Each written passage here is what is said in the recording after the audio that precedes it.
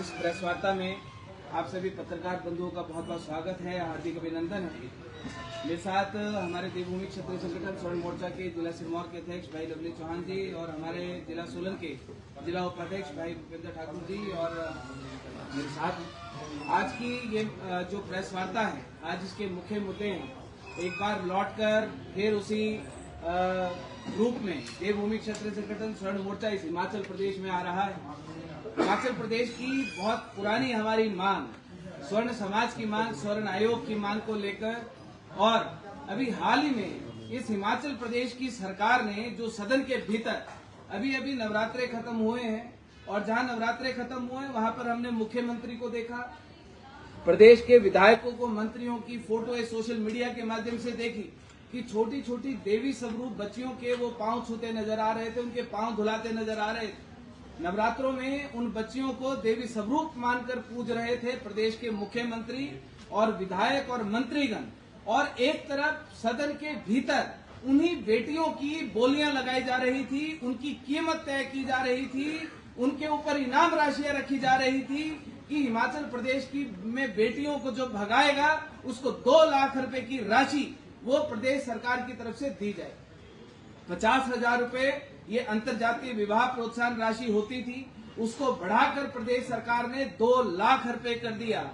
मेरा ये सवाल प्रदेश के मुख्यमंत्री से, 68 विधायकों से मेरा ये है कि आप होते कौन है इस हिमाचल प्रदेश की बेटियों की कीमत लगाने वाले? बेटी किसी भी जाति की हो, बेटी किसी धर्म की हो, जब बेटी घर से भागती है, किसी की भी बेटी जब घर से भागती है तो उस बाप की पगड़ी उछलती है, उस बाप की, उस खानदान की, उस परिवार की इज्जत तार तार हो जाती है। कहां पर आपको सख्त नियम, सख्त कानून इसके बनाने चाहिए थे। लड़कियां भागती हैं, उनको भगाकर बहला फुसला कर ले जाया जाता है, उसके बाद वो लड़कियां अपने माँ बाप के ऊपर केस दर्ज कर देती है, और जो माँ बाप अपनी लड़कियों को पालते पोसते हैं उसके बाद वो मुकदमे का शिकार हो जाते हैं। प्रदेश में और इस देश में ये जो कानून है, इस कानून के तहत प्रदेश में, हमारे हिमाचल प्रदेश में अभी सदन में जो ये कानून और जो घोषणा की गई, जिसकी कॉपी मेरे पास है, बजट 70 की जो कॉपी है वो मेरे पास है, जिसमें प्रदेश के मुख्यमंत्री ने कहा कि छुआछूत को मिटाने के लिए और जाति भेदभाव को दूर करने के लिए अंतर जातीय विवाह प्रोत्साहन राशि को 50,000 से बढ़ाकर 2 लाख रुपए किया जाता है। मैं प्रदेश के मुख्यमंत्री और जो अंदर 68 विधायक है, शायद उन विधायकों में से बहुत सारे ऐसे विधायक हैं जो एक बेटी के बाप होंगे। मेरा उनसे ये पूछना है और उनसे ये सवाल है, क्या अंतर जातीय विवाह प्रोत्साहन राशि को 50,000 से बढ़ाकर 2 लाख रुपए करने से जाति भेदभाव दूर होगा, छुआछूत दूर होगी? आप एक बाप की बेटी को भगाने के लिए एक फिरौती देने वाला काम कर रहे हैं। अभी राजगढ़ में हाल ही में एक वाकया सामने आया जहां पर एक लड़की को, एक 40-20 साल की लड़की को एक 40 साल का लड़का भगा कर ले गया। उस लड़की ने अपने माँ बाप के ऊपर केस कर दिया। उस बाप के ऊपर क्या गुजर रही है? प्रदेश सरकार ने सोचा, पुलिस उनके पक्ष में, कानून उनके पक्ष में, पुलिस सिक्योरिटी उन लोगों को मिलती है, वो माँ बाप कहाँ जाए? वो माँ बाप किसको बोले? वो माँ बाप किसके पास शिकायत करे? कौन से कानून का सहारा बोले कि हमें भी हक है अपनी बेटी के?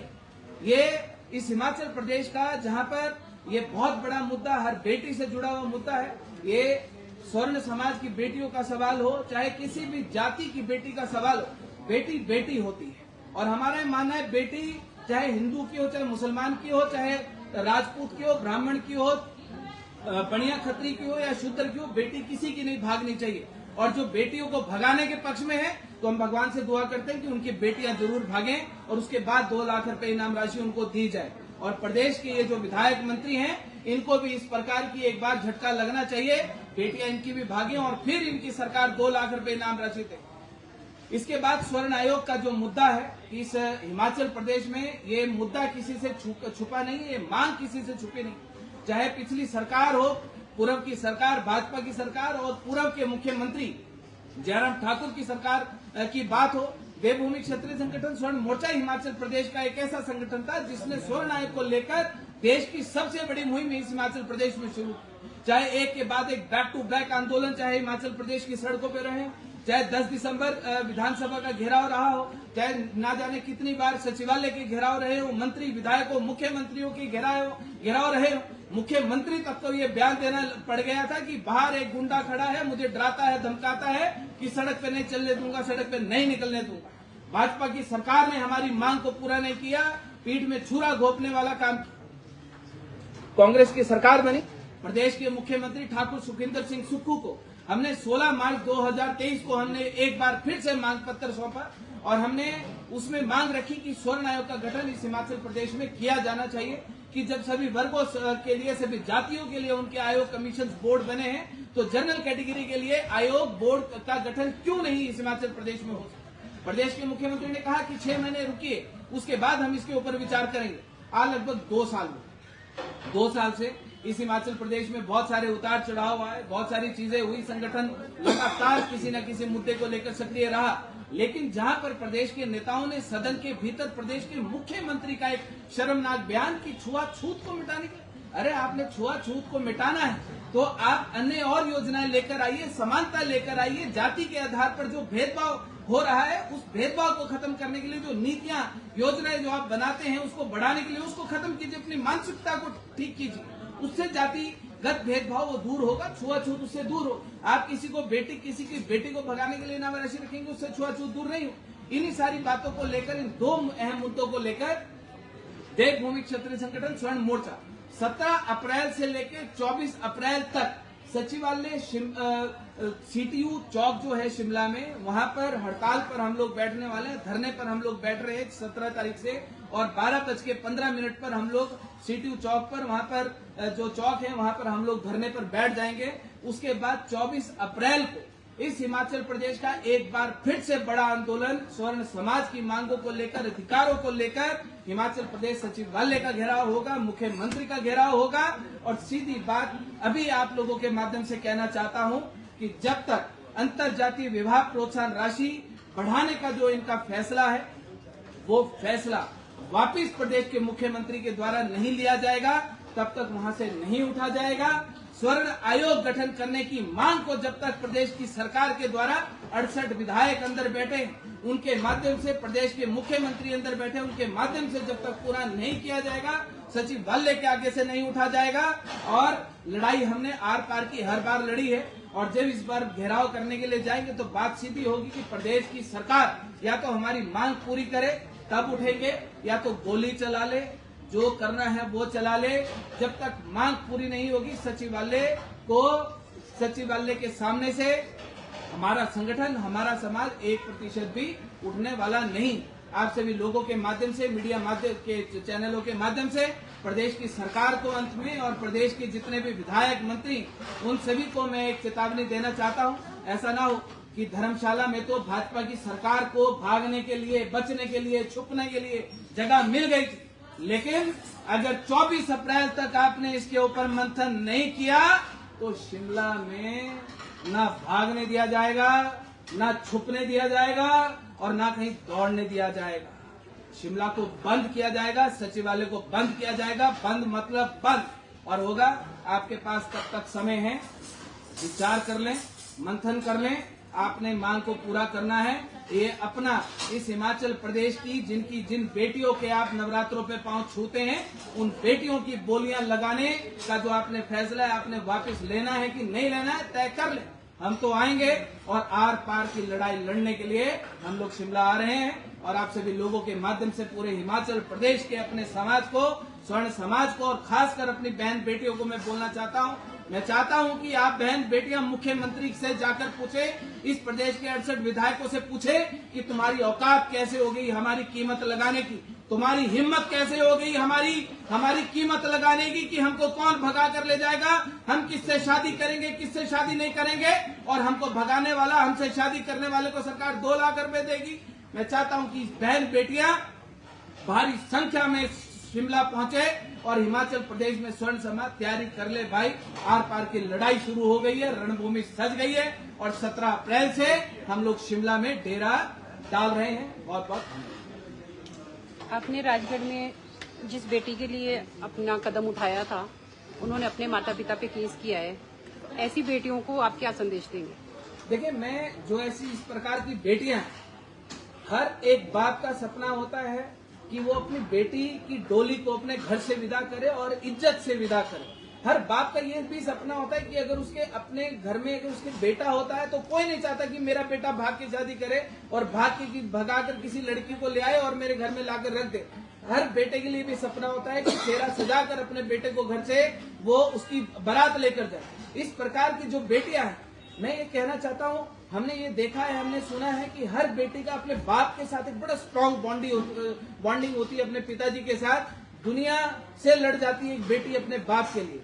ऐसा क्या हो जाता है कि 2 मिनट में 1 घंटे, 4 घंटे, 10 दिन, 1 महीना, 2 महीने के लिए आप अपने पिताजी को छोड़कर उनकी पगड़ी को उछाल कर आप घर से भाग जाती हैं। और उसके बाद जिन माँ बाप ने आपको पैदा किया, पाला, पोसा, आपकी जिंदगी के हर ख्वाब पूरे किए, आपको रानी बनाकर, राजकुमारी बनाकर अपने घर में रखा, आप उन्हीं माता पिता के ऊपर मुकदमा दर्ज कर देती हैं। मेरा ये कहना है कि ऐसी बेटियों को सुधरने की आवश्यकता है, अपनी मानसिकता को सुधारने की आवश्यकता है। माँ बाप से बढ़कर कोई नहीं। ये जो आपको भगा कर ले जाएंगे, कल आपको अटैची में पैक करके किसी न किसी नाले में छोड़कर आप चले जाएंगे, वो आंसू बहाने वाले और आपकी चिता को तब भी आग देने वाले वो माँ बाप ही होंगे। माँ बाप के सम्मान से बढ़कर कुछ नहीं। ये हमारे शास्त्रों में भी, हमारे बड़े बड़े ऋषि मुनि ने भी कहा है, माँ बाप से बढ़कर कुछ नहीं है इस दुनिया में। और माँ बाप के इज्जत से बढ़कर, बाप की इज्जत से बढ़कर, बाप की पगड़ी से बढ़कर कुछ नहीं है इस दुनिया में। 24 अप्रैल को क्या गिरफ्तारियां भी देंगे, चक्का जाम होएगा, कुछ इस तरह का प्रोग्राम भी? देश की सरकार को हमारी सीधी चेतावनी है कि जब शिमला जाएंगे तो शिमला बंद होगा। चक्का जाम तो बड़ी छोटी चीज है, पूरा सचिवालय को हम लोग जाम कर देंगे। गिरफ्तारियां भी हमें कहते हैं कि गिरफ्तार तो पिछली सरकार ने भी मुझे 1 महीने के लिए कराया था, जेल में भी करवाया था, 28-29 मुकदमे भी लगाए थे। तो इन चीजों से हम डरने घबराने वाले नहीं। हम तो ये कहते हैं कि अगर इनमें 68 विधायकों में हिम्मत है तो जहां पर ये बेटी की कीमत लगा सकते हैं, हमारे ऊपर गोलियां चलाने की हिम्मत दिखा लेना, हम लोगों को उठाने की हिम्मत दिखा लेना। उसके बाद उसका खामियाजा इन लोगों को क्या भुगतना पड़ेगा, शायद इन्होंने अपने 7 जन्मों में भी नहीं सोचा होगा। क्योंकि इस हिमाचल प्रदेश में अगर दलित की बात होती है, शोषित की बात होती है, अल्पसंख्यक की बात होती है, जहाँ पर इन सभी वर्गों की बात होती है, तो हमारी बात करने से इन लोगों को परहेज क्यों है? हमारे समाज के लिए कोई नीति, कोई योजना बनाने से इन लोगों को परहेज क्यों है? अगर इस प्रदेश में, इस देश की राजनीति, अगर इस देश का, प्रदेश का वोट बैंक अगर दलित, शोषित, पिछड़े, मुसलमान के दम पर अगर डलता है, तो स्वर्ण समाज के नाम पर जो आप लोगों को वोट डलता है, जो हमारे लोग आपकी गुलामी करके, आपके पांव छूकर आपको वोट डालते हैं, क्या उन लोगों का मान सम्मान, स्वाभिमान कुछ नहीं? उन लोगों के अधिकार कुछ नहीं? इस हिमाचल प्रदेश में सबसे बड़ी संख्या में होने के बावजूद हम लोगों को सड़कों पर उतरने के, एक विधायक ने मुझसे कहा था, वो एक विशेष वर्ग के विधायक थे, उन्होंने कहा था कि रोमित जी 18 नंबर बड़ा कि 48 नंबर बड़ा? मैंने कहा कि 48 नंबर बड़ा। बोलते हैं आप झूठ बोल रहे हैं, 48 का भी बड़ा नहीं हो सकता। मैं जी क्यों? बोलते कि अगर 48 बड़ा होता तो आप सड़कों पर ना होते, अगर 48 बड़ा होता तो इस हिमाचल प्रदेश में स्वर्ण आयोग की मांग आपके मांगने से पहले पूरी हो चुकी होती। और अगर 48 छोटा है तो ना अनुसूचित जाति आयोग बनता, ना अनुसूचित जाति बोर्ड बनता।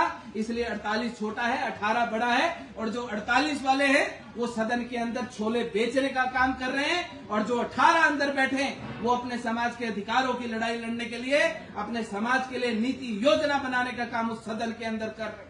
हम लोगों को यह आभास हुआ कि ये जो 48 बैठे हैं, ये 48 वो है जो घरों में आकर, गलियों में आकर हमारे समाज के लोगों के पास, बुजुर्गों के पांव छूकर कहते हैं कि हम भी आपके समाज की बिरादरी के, हमको जिताकर भेज दो।